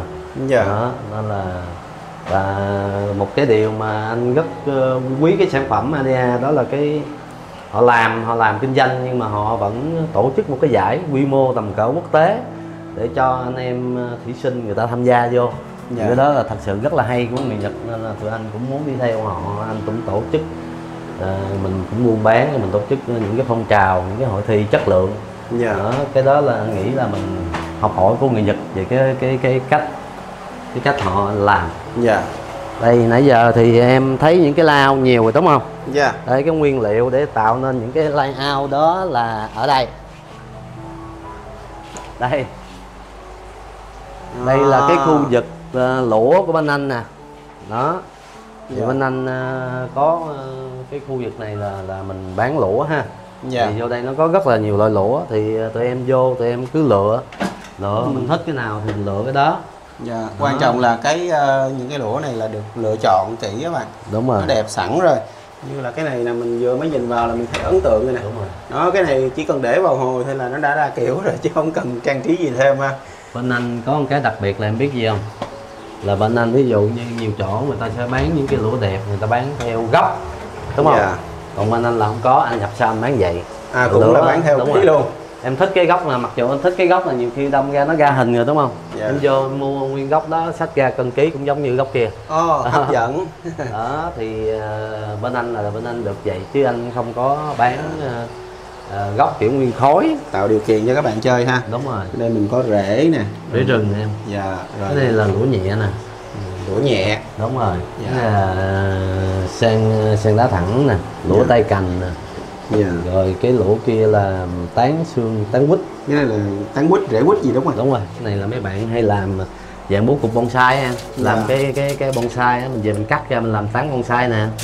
Đó, còn đây là cái lũa cũng là rễ rừng nhưng mà hàng bóc vỏ rồi. Đó. Rồi cái này là rễ rừng chưa bóc vỏ. Cái này là sen đá trắng. Đây là lũa nhẹ. Bên kia là thạch sùng. Rất là nhiều loại luôn các bạn ha. Đúng mà tới một cái tiệm chi thủy sinh thì rất là nhiều cái để nói. Hôm nay là anh Cường chơi thủy sinh được bao lâu rồi ta? Anh chơi thủy sinh thì năm 2009. 2009. Đúng rồi. Thì lúc đó thì tụi anh chơi trên diễn đàn, hồi xưa ở Việt Nam mình thì Facebook nó chưa phát triển á. Thì tụi anh chơi cái diễn đàn TSO. Diễn đàn TSO là diễn đàn thủy sinh đầu tiên mà anh chơi. Xong rồi sau này thì cái diễn đàn nó lại bị giống như Facebook nó ra nhiều quá, rồi những mạng xã hội ra nhiều quá, thì bắt đầu anh em quản trị diễn đàn đó sau này thì họ bỏ diễn đàn nó đi. Thì sau này thì anh nhảy qua anh làm admin của hội thí sinh yêu tép đỏ. Đó thì ở đầu mới đầu anh chỉ chơi tép thôi, em thấy cái logo của anh có hình con tép. Dạ. Thì ở đầu anh chơi thí sinh xong rồi mình đam mê, xong mình tìm tòi xong bắt đầu cái anh lại chuyển qua, mới đầu là anh không có bán thí sinh hay là làm thí sinh nhiều, mà đầu tiên là anh chế đèn đèn led này nè. Cái đèn led đó, chế. cái đèn led chế đó xong rồi bắt đầu mình chế cho khách, xong cái mình đi gắn cho khách, cái mình lại dòm vô mấy hồ khách, ồ sao đẹp thế nhỉ. Xong bắt đầu mình chế mình gắn cho khách, với cái mình cảm thấy đẹp quá cái mình lại mình tìm hiểu chơi ghét tới giờ. Xong rồi cái anh chơi thì trong quá trình anh chơi thì nói chung là anh em diễn đàn TSO hồi xưa thì anh chơi thì họ giúp đỡ anh rất nhiều. Giống như họ truyền cảm xúc, rồi mà họ truyền những cái kinh nghiệm. Rồi hồi xưa tụi anh chơi thì cây cối nó không được như giờ, cây cối nó rất là hiếm, thì có những cái cây mà anh em ta chơi trước, cái là người ta tỉa ra người ta cho mình, cho mình đem về mình chơi. Rồi xong rồi từ từ thì diễn đàn đó những cái anh hướng dẫn anh chơi thì từ từ họ cũng lớn tuổi rồi họ nghỉ. Thì lúc đó bắt đầu anh chơi, anh kinh doanh xong thì anh mới nghĩ là lúc trước mình chơi thì có những cái anh người ta hướng dẫn mình, rồi bây giờ tới mình thì mình phải đi lên, có nghĩa là lớp sau mình phải tấn lên đó, để mình cho hướng dẫn cho những anh em phía sau người ta chơi. Rồi cái anh mới làm những cái hoạt động phong trào giống như offline, nhưng mà xưa anh lại làm theo kiểu là hình thức cá nhân đó. Thì anh làm phong trào cũng lâu lắm rồi, thì anh tổ chức offline, hàng năm thì anh tổ chức offline cho anh em đó. Xong đùng cái thì khoảng một thời gian thì anh vì cái công việc gia đình của anh thì anh có kinh doanh cái khác, thì anh bẵng đi một thời gian anh không tổ chức offline nữa. Thì những cái năm gần đây, cỡ chừng 3 năm gần đây thì bắt đầu anh tổ chức lại đó, tổ chức lại xong rồi thì với anh thì chỉ đơn giản là thứ nhất là anh không có nghĩ về vấn đề gì, nhưng mà anh thật sự anh nghĩ là lúc trước là anh em người ta đi trước, người ta hướng dẫn mình, thì mình là cái người đi sau, thì mình có nhiệm vụ một phần nào đó mình phải hướng dẫn lại những anh em đến sau đó, để cho người ta hiểu hơn. Rồi cái thứ hai nữa, cái mong muốn của anh là giống như trong quá trình làm nghề của mình em thấy thì hồ thí sinh nó bao gồm em phải làm layout thô nè, nó vừa lũa đá nè, nhưng mà em thấy họa sĩ không, ta chỉ vẽ bằng bút chì thôi thì ta được có cái bằng họa sĩ rồi đó. Còn mình thì trong quá trình mình đi làm hồ thí sinh, mình thấy mình cũng đập đá rồi cũng cắt cây để kiểu ra cái cảnh. Thì khách nó cứ bảo là anh ơi, phải anh là người làm hồ cá không? Mình nghe mình cũng khó chịu. Thì cái hồ cá em thấy nó đơn giản, nó không giống như cái hồ thí sinh của mình đó. Thì bắt đầu anh mới có cái suy nghĩ là mình làm thế nào, cố gắng làm thế nào để thí sinh mình nó phát triển thành một cái nghề. Cái nghề rồi giống như cá giờ cũng vậy nữa, em thấy giờ người ta cũng có nghệ nhân nuôi cá hay gì hay là thế này thế kia, thì cái nghề của tụi anh thì nó không có được may mắn như vậy, nó không có được như vậy. Thì bắt đầu cũng có cái may là khi mà năm mới đây, cách đây cỡ 2 năm thì anh có tổ chức một cái buổi offline ở cái quán cà phê Z á, quán cà phê Z. Thì bộ offline anh bỏ nhiều lắm rồi, sau khi anh offline lại thì mới đặt là offline về thí sinh Bình Dương là thứ nhất, là làm lại từ đầu đó. Thì khi mà anh làm buổi offline đó thì vô tình mấy chú bên tỉnh của mình á, thì họ mới được giới thiệu, rồi họ tới thì họ tham gia thử. Thì sau khi họ tham gia thử thì cái buổi offline đó anh làm theo cái kiểu là chia sẻ kinh nghiệm. Thì bạn Thái thì chia sẻ kinh nghiệm về vấn đề phân nước, thì bạn bên công ty Multibio họ cũng xuống, họ chia sẻ về vấn đề mà chạy vi sinh như thế nào. Và đặc biệt là nãy cái bạn mà Quy Nguyễn em nói đó, thì anh mời bạn Quy Nguyễn lên, thì Quy Nguyễn lên thì hướng dẫn anh em về cách setup cái layout thí sinh. Thì sau khi tham dự cái buổi đó thì mấy chú tinh tỉnh thì họ có cảm tình, họ bảo là mình chỉ là một cái cá nhân thôi, mà mình tổ chức được một cái sự kiện nó tuy nó không lớn, không có tầm cỡ gì, nhưng mà mình tổ chức theo kiểu là có nội dung, có những cái nội dung bổ ích, rồi có khi mình tổ chức á, thì nó chặt chẽ, nó đi theo từng cái nội dung, nó làm cho mấy chú thích, thì mấy chú sau đó thì mấy chú mới điện thoại cho anh, thì mấy chú muốn là, thì mấy chú cũng có nói là bây giờ thì ví dụ như mình làm với tư cách cá nhân như vậy á, thì nó có làm thêm nhiều chương trình nữa, thì nó sẽ không giống như nó cái kiểu là nó không có mang cái tính chất chính quy. Đó, khó phát triển đó, thì cái ước muốn của mình cũng muốn đưa cái ngành của mình thành một cái ngành đó, ngành nghề nào đó nó mang tính là chính thức mà. Thì sau khi mấy chú nói thì bắt đầu anh cũng nghĩ lại, thì mình cũng nên là tham gia giống như mấy chú nói như thế nào để mình phát triển được cái ngành nghề của mình, nó mang tính chất chính quy, rồi mình dần đưa thành một cái làng nghề. Đó, thì từ đó tới nay thì bắt đầu mấy tháng sau là cỡ chừng tháng 8 năm rồi là hai anh em mình gặp nhau đó. Đó là lần đầu tiên thì Bình Dương họ tổ chức một cái cuộc thi về cái xe đạp leo thô. Thì sau khi cái cuộc thi đó mà nó diễn ra xong rồi thì hiệu ứng của nhiều người tham gia thì anh thấy là rất là vui, vì cái anh em thấy cái giải thì nó không quá quan trọng gì, tại em biết thì theo cái cơ chế của nhà nước thì cái vấn đề mà cái cơ chế giải thì thật sự về mang tính chất vật chất thì nó không cao. Nhưng mà có nhiều bạn, anh nhớ đó là bạn Khánh, bạn có tâm sự với anh đó là anh ơi hỏi gì, xong rồi bạn nói là em hồi xưa em chơi thí sinh đó, thì nhà em cứ bảo là giống như em chơi thứ lặt vặt, nó thế này thế kia, nhưng mà vô tình thì bạn đó bạn đi thi ở Bình Dương. Cái bạn đó thì nói chung là cũng hơi mắc cười, thì bạn đó ở, anh nhớ hình như cũng gõ là Quảng Bình. Bạn đi vô thi ở Bình Dương, thì trong quá trình bạn đi vô thì bạn xe của bạn đi tai nạn. Đó, xong rồi cái là bạn vô thì bạn vô tình bạn ngồi chị nhất, cái bạn về cái ông bảo là anh mới ghèo bạn là thôi đi tàu đi, xong rồi thế là bạn về, cái đợt đó báo đăng cái tàu cũng có vấn đề. Nhưng mà bù lại thì bạn đó được giải nhất, thì đem về, khi mà bạn đem về bạn treo cái bằng khen cái giải nhất của bạn lên, thì cái bằng khen đó được Hội Khoa học các ngành nghề của tỉnh Bình Dương công nhận những vấn đề của bạn chơi. Thì từ đó cái gia đình bạn sẽ có những cái nhìn khác đi. Cái này nó là một cái mà được nhà nước người ta công nhận rồi.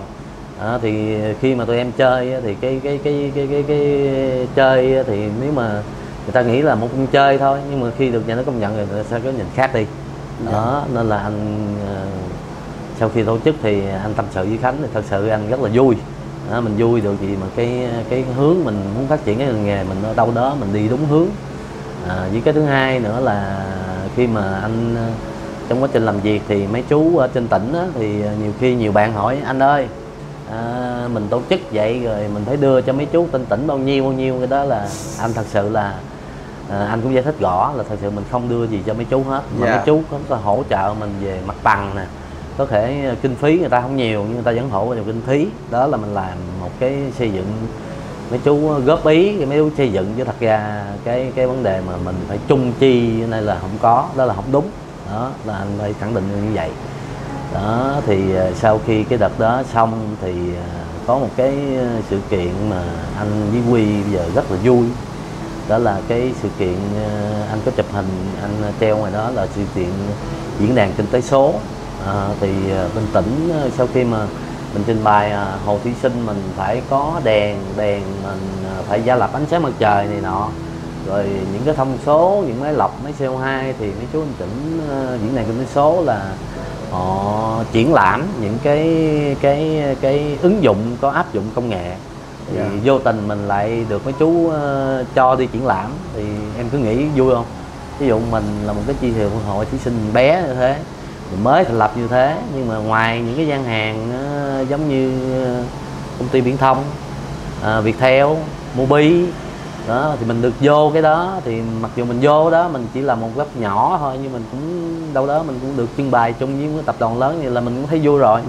Đó, còn những cái bạn mà khi mình chụp hình lên thì mấy bạn bảo ủa sao anh ơi chuối nhiều vậy. Thì mấy bạn không hiểu được cái vấn đề là chuối không phải là chuối đơn giản mình trồng ở ngoài, chuối đó họ được cấy mô, họ làm phòng lab, họ có áp dụng công nghệ số, công nghệ kỹ thuật cao thì họ mới được vô đó. Thì mình cũng vậy, họ cũng ship mình vô công nghệ kỹ thuật cao, mình mới được ship vô đó. Tại vì ở đó thì họ có cái vấn đề là khi mình áp dụng công nghệ về nuôi trồng. Bây giờ họ đang có cái chương trình là nông nghiệp đô thị, có nghĩa là mình có diện tích nhỏ nhưng mà có thể sản xuất ra được. Đó là khi mình áp dụng công nghệ cho nông nghiệp đô thị đó. Thì mình mới được tham gia cái diễn đàn đó.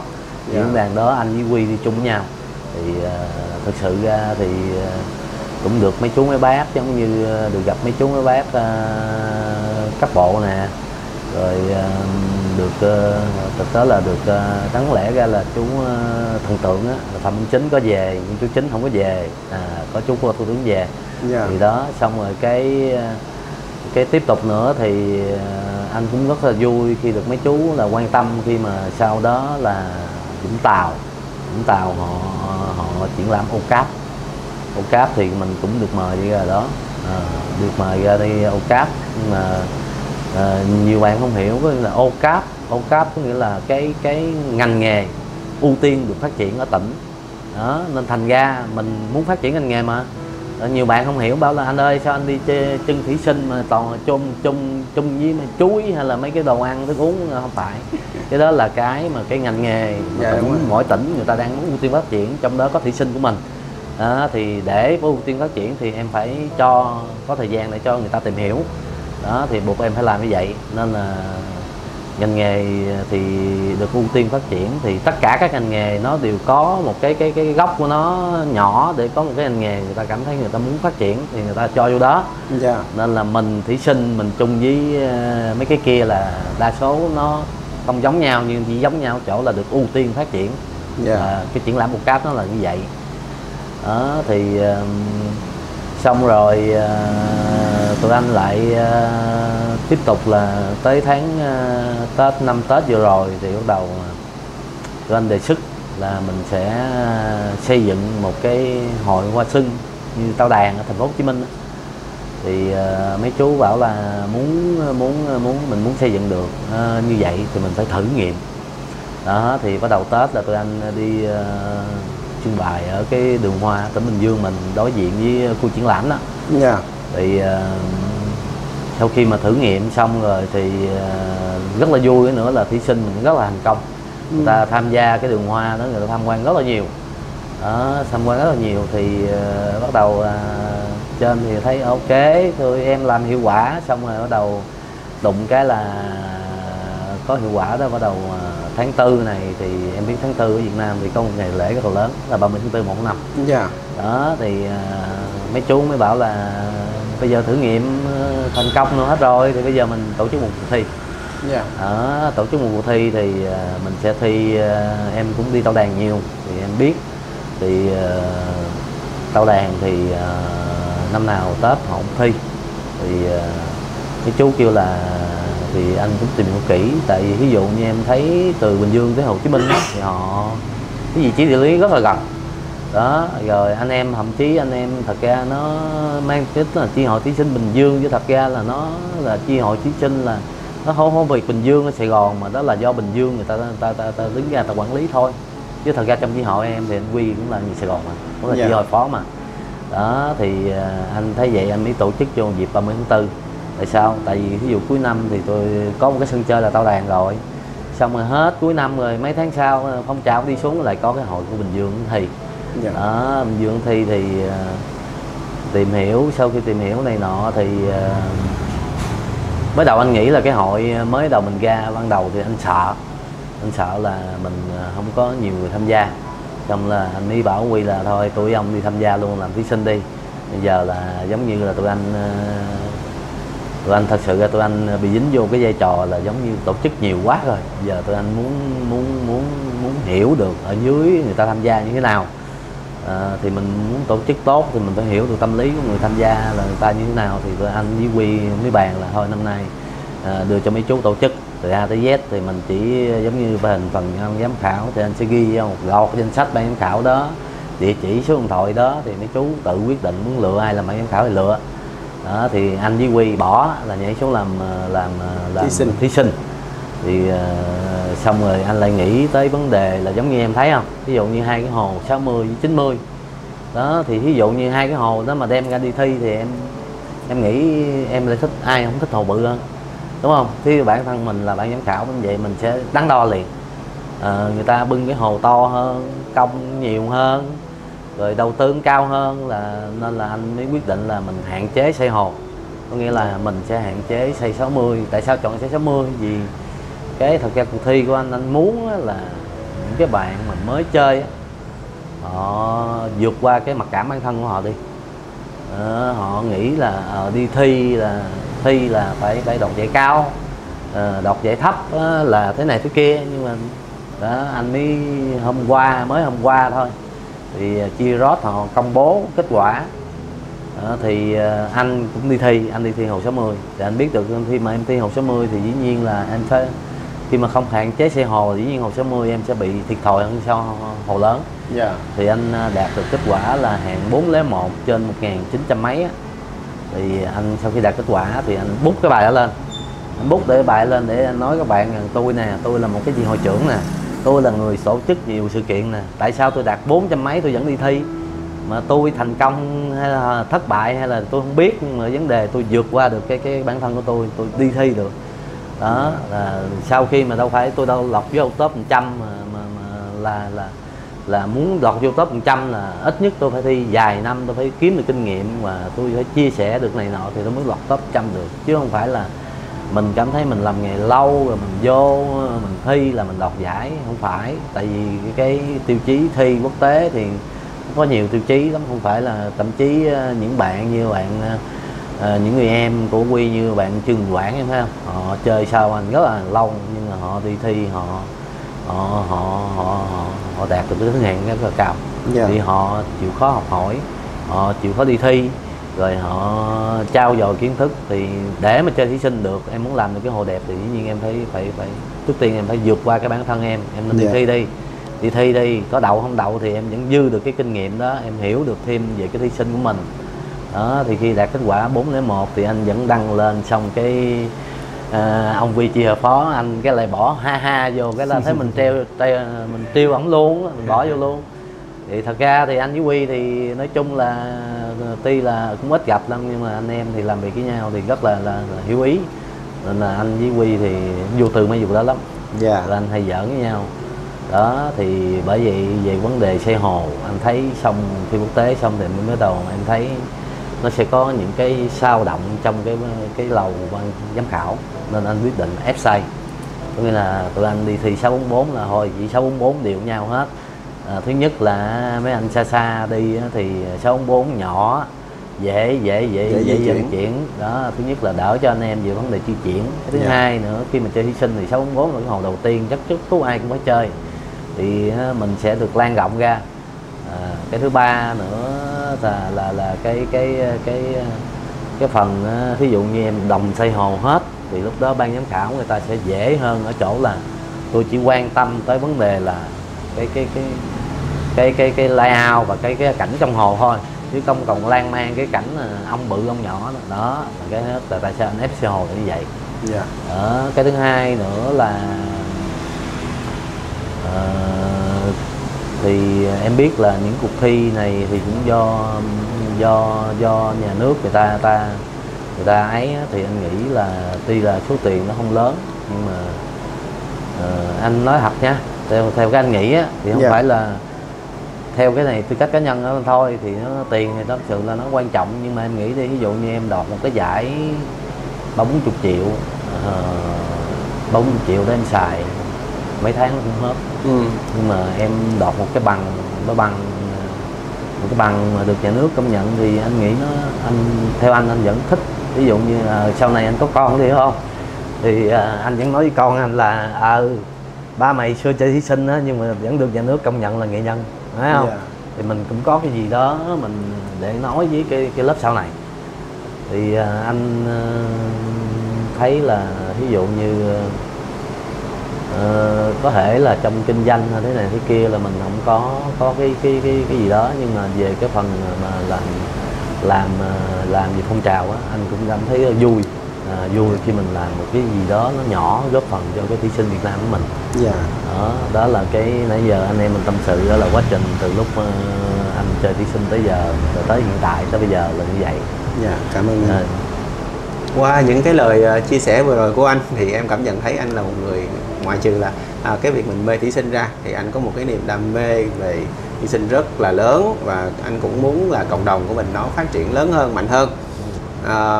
Thì không biết rằng là anh có một cái lời khuyên nào dành cho những bạn mà họ yêu thích thủy sinh nè và yêu thích môn cá cảnh, như là họ muốn tìm hiểu sâu hơn, hoặc là họ muốn có thể là mình mở thêm một cái cửa hàng gì đó để có thêm thu nhập, thì anh có cái lời khuyên nào dành cho các bạn không? Thì đối với những bạn mới chơi thủy sinh á, thì anh khuyên mấy bạn một điều là thứ nhất ở đây em biết là ngoài cái việc kinh doanh cửa hàng thủy sinh ra thì bên mình là có một cái chi hội thủy sinh, thì bên anh lúc nào cũng có những cái tài liệu sẵn như vậy nè. Thì lúc nào anh cũng hướng tới mấy bạn là có tài liệu thì các bạn có thể ghé văn phòng chi hội thủy sinh, không cần mua gì hết, có thể ghé đây. Ví dụ như anh có thời gian thì anh sẽ hướng dẫn nhiều hơn. Còn không có thời gian thì anh có thể cung cấp tài liệu cho các bạn. Đó thì vấn đề về chuyên môn, đó là cái này là không có liên quan tới cửa hàng, mà đó là cái chi hội. Cái đó là chi hội họ cung cấp những cái này cho bạn, thì bản thân anh là người trong chi hội anh sẽ cung cấp. Nên là không cần phải ngại, nên em hỗ thấy trợ cho các bạn để đúng rồi, nên sinh. em thấy là cái chi hội thí sinh Bình Dương nằm chung với cái cửa hàng, nhưng mà thật sự lúc em vô nó sẽ tách biệt ra hai bên. Đó là như vậy. Còn cái thứ hai nữa, về những cái các bạn có thể tìm hiểu qua những cái trang mạng, giống như là anh biết những cái trang mà chia sẻ thí sinh uy tín như là thí sinh ATZ nè, rồi những cái về tép thì có anh Hoàng Tiến nè. Đó, những cái trang đó thật sự anh là cũng hay vô coi những cái trang đó. Rồi thí dụ như những cái bạn mà làm về thí sinh anh thấy cũng hay như là sinh viên yêu thí sinh nè. Đó thì mình sẽ lựa chọn những không gian mạng đó. Còn không thì mình có thể đến những cái cửa hàng uy tín, mình để mà mình học hỏi thêm. Đối với những cửa hàng đó, thật sự ra không có cái gì, nhưng mà thật sự bản thân anh kinh doanh vậy, không phải là tụi em tới là mua là ok, nhưng mà tụi em tới thì anh em chia sẻ nhau cũng được, nhưng mà thông cảm dùm thì cửa hàng thì họ có những cái thời gian họ kinh doanh, giống như ví dụ như thí dụ tụi em có tới cửa hàng giống như giấc trưa, giống như 1-2 giờ thì họ vắng khách, thì anh em tới chia sẻ kinh nghiệm thì nó ok hơn. Chứ đừng có tới cửa hàng mà kêu chia sẻ kinh nghiệm vuốt 5-6 giờ chiều, thì em biết đến giờ đó người ta đang kinh doanh buôn bán nhiều. Thì làm nói chung là khó có xử. gì thì gọi cho anh Cường trước để mình trao đổi cái thời gian nào được thì mình sẽ đến, đúng không anh? Đúng rồi. Còn cái vấn đề về cái thằng để mà kiếm tiền cho thí sinh nha, về kinh doanh về thí sinh á, thì thứ nhất á, là theo bản thân anh nha, thì theo bản thân anh thì nếu mà anh từ đầu bây giờ em mở lại cái tiệm thí sinh thì anh sẽ mướn một cái đội ngũ nào thiết kế chuyên nghiệp vô, họ chuyên nghiệp họ làm. Tại vì khi mà anh trải qua 10 mấy năm mà anh làm thí sinh rồi, em biết cái hệ thống chứa cá ngoài đó thì anh hầu như đổi đi đổi lại chắc chục lần đó. Thanh lý rồi mình làm mình không hiểu á, giống như mình làm mình muốn ví dụ là ok tụi em, nếu mà tụi em có kinh nghiệm rồi á, tụi em biết dưỡng cá rồi á, tụi em có thể giữ được con cá thì ok tụi em tự làm đó, để cho tụi em có tiết kiệm được chi phí. Còn nếu mà tụi em chưa có làm, chưa biết gì hết, mà một người chưa biết gì hết thì nên chọn một cái đơn vị người ta thi công, người tư vấn. Tại vì khi mà em chưa biết gì em làm xong rồi cái nó không chứa được, cái là nó có vấn đề, cái là bỏ đập đi xây lại thì tính ra nó còn phí hơn. Đó, giống như bản thân em á, thì em có kinh nghiệm về beta thì em ok tự làm đó, anh khuyên thiệt. Còn mà với lại cái thứ hai nữa là khi mà tụi em muốn mở một cái cửa hàng thủy sinh thì tụi em ít nhất cũng nên tìm hiểu về cây cối, rồi cách phối cây, rồi thế này thế kia, rồi cách chăm sóc cây. Tại mỗi loại cây mỗi cảnh nó xài những cái loại cây khác nhau. Thì nãy anh có nói với em á, cảnh này cây kia, cảnh kia cái nọ thì mình phối cho nó đúng vô, thì nó vô tình nó làm cho cái hồ mình nó sinh động hơn. Còn cá thì tụi em muốn mở tiệm thủy sinh thì tìm hiểu một ít về cá, ít nhất là em phải cầm được con cá đi. Đó, cầm được con cá có nghĩa là em đảm bảo được là ví dụ tôi nhập con cá về, tôi có thể giữ được con cá nó sống. Rồi cá nó ví dụ như nó bệnh lặt chặt sổ mũi đồ này nọ, tôi phải trị được nó. Chứ thật ra cái nghề này nó, anh khuyên luôn, nếu mà chưa gành chưa biết gì mà để nhảy vô thì khó lắm. Tại ví dụ em đơn giản em là một người quản trị đi, em có tiền em đầu tư cho em người quản trị đi, em quản trị đơn giản thôi, em có mướn người đi nữa thì em cũng phải hiểu, em mới hiểu em mới nói người ta được chứ em không hiểu gì em nói thì đâm ra thật sự nó rất là khó chịu. Giống như anh người kinh nghiệm mà ông không kinh nghiệm gì vô bảo là thế này thế kia phải làm theo ông thì đâm ra cái bạn làm cho mình nó cũng khó xử. Đó, nó là như vậy. Còn có thể là những cửa hàng thì uy tín thì nhiều khi anh thì em biết là anh mang cái tính chất là làm phong trào thì anh cũng không dám chia sẻ nhiều, và nhiều khi cái đó nó đụng chạm. Thì nhưng mà đối với anh, cửa hàng uy tín là một cửa hàng có giấy phép kinh doanh, có địa điểm kinh doanh, đúng không? Rồi có ví dụ như bán hàng trên mạng á, bán hàng trên không gian mạng thì em thấy giờ mấy trang web á, nó có cái góc nhỏ nhỏ nha, nó góc nhỏ nhỏ, nó cái nốt vô cái chữ là đã thông báo Bộ Công Thương. Đó, góc nhỏ nhỏ đã thông báo Bộ Công Thương, đó là những cái trang web người ta đã khai báo với Bộ Công Thương. Thì anh nghĩ đối với anh uy tín là nên là thôi vậy là uy tín rồi. Tại vì em nghĩ một cái web mà để em đi khai báo Bộ Công Thương này nọ thì nó cũng xảy ra một cái vấn đề là giống như giấy tờ thế này thế kia, nó cũng nhiều lắm, thì người ta phải uy tín người ta mới đi theo người ta làm kiểu đó. Đó thì đối với anh uy tín là như vậy. Thì đối với bản thân anh đó nha, cái này là đối với bản thân anh thì anh dòm vô anh như vậy, còn mỗi người có mỗi cách suy nghĩ khác nhau, nên là cái đó anh nói trước, đó là cái suy nghĩ của bản thân anh về những cửa hàng uy tín là như vậy. Còn các bạn thì anh chia sẻ thì các bạn có thể nghe không, đó nó là như vậy. Cảm ơn anh. Ok, thì cũng cảm ơn anh Cường từ sáng giờ đã dành thời gian để dẫn tụi mình đi tham quan cửa hàng của ảnh cũng như là chia sẻ kinh nghiệm về thủy sinh á. Thì cảm ơn anh em cũng đã xem video này nha. Nếu mà anh em có muốn liên hệ mua hàng hay là bất cứ thứ gì thì có thể liên hệ số điện thoại của Cường là 0987000375. Thì anh em thông cảm, thì ngoài cái công việc làm phong trào thì mình cũng còn phải kinh doanh nữa nên cho xin quảng cáo chút xíu. Ok, cảm ơn các bạn đã xem video. Bye bye.